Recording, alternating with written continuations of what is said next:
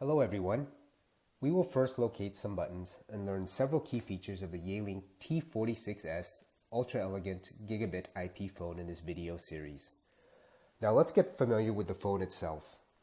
The T46S has 5 key buttons on the left side of the display and 5 key buttons on the right side of the display for a total of 10.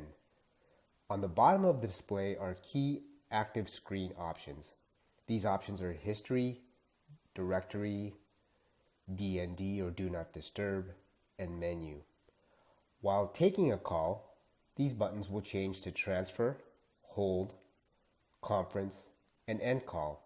Some of the other key options are straightforward, such as Scroll Select, Cancel, Volume Control, Headset Pickup, Mute, Message, Hold, Redial, Transfer, and Speakerphone.